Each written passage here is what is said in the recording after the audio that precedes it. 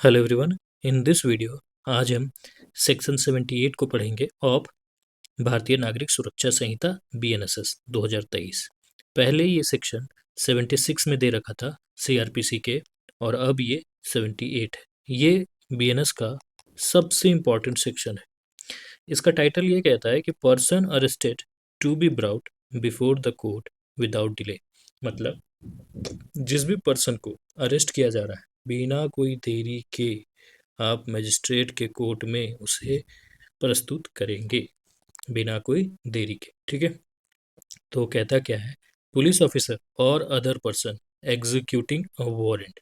मतलब कि मजिस्ट्रेट साहब एक अरेस्ट वारंट इशू करते हैं, मान लीजिए कि राम के नाम पे। ठीक है।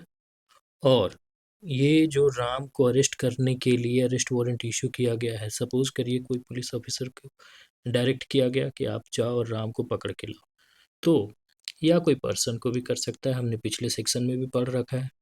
तो पुलिस ऑफिसर और पर्सन की ये ड्यूटी है कि इसे बिना कोई डिले के राम को मजिस्ट्रेट के कोर्ट में पेश किया जाएगा। ठीक है ना, अरेस्ट करने के बाद। Okay. Subject to the provision of section 73 as to security. इसको थोड़ी देर में बाद पढ़ेंगे, पहले इसे पढ़ लेते हैं। Warrant of arrest shall without unnecessary delay bring the person arrested before the court before which he is required by the law to produce such person. ठीक है ना। कहने का मतलब है कि विदाउट डिले, बिना कोई डिले राम को मजिस्ट्रेट के कोर्ट में प्रस्तुत कर लिया जाएगा। By whom? By police officer और पर्सन जिसे भी अरेस्ट वारंट डायरेक्ट किया गया है एग्जीक्यूट करने के लिए। ठीक है। अब सवाल ये आता है कि विदाउट डिले, तो कितना डिले, कितने घंटे की डिले होनी चाहिए। ठीक है ना।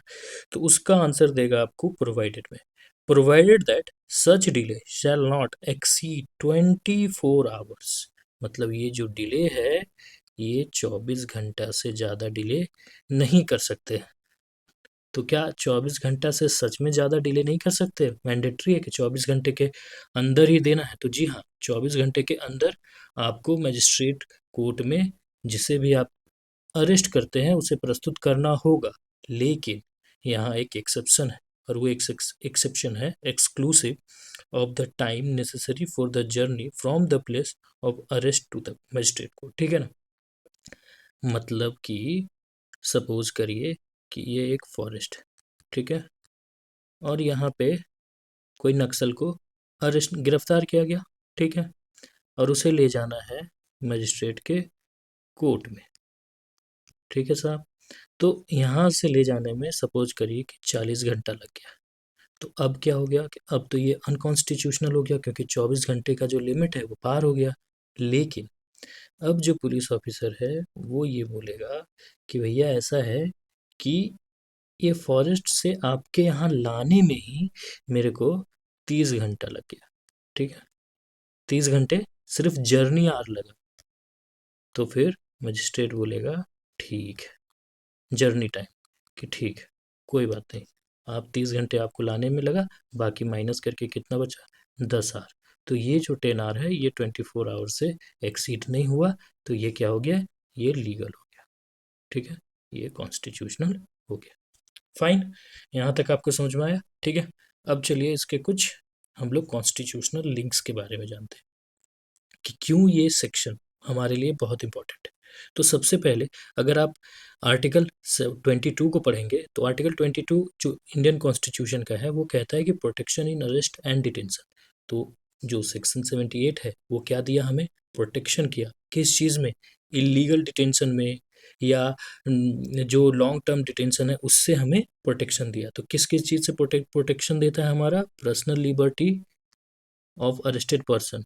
अरेस्टेड पर्सन की भी कोई लिबर्टी होती है, पर्सनल लिबर्टी, उसके पास भी राइट होता है। ठीक है। क्योंकि ये एक्यूज्ड होते हैं ना कि कन्विक्ट होते हैं। ठीक है। तो एक्यूज्ड और कन्विक्ट इसमें बहुत अंतर होता है। ओके।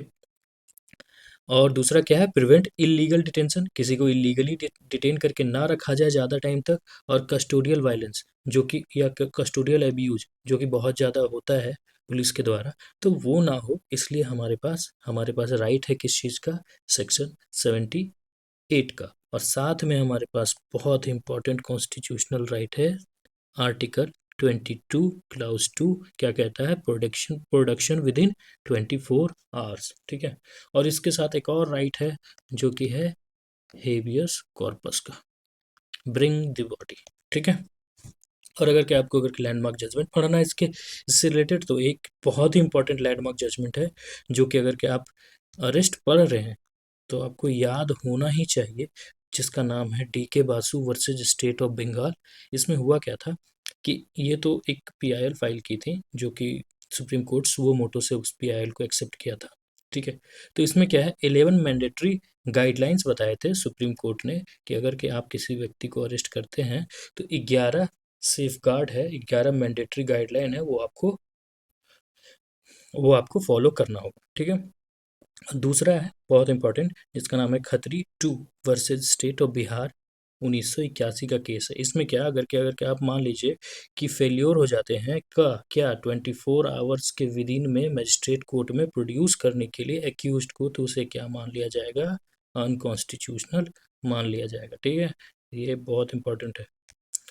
तो आई होप कि आपको ये सेक्शन 78 काफ़ी अच्छे तरीके से समझ में आया हो। और अगर कि फिर भी कोई डाउट आपको आता है, ओके, तो आप कमेंट सेक्शन में पूछ सकते हैं, हम कोशिश करेंगे कि उसका रिप्लाई दे देने का, ठीक है। Thank you. जय हिंद।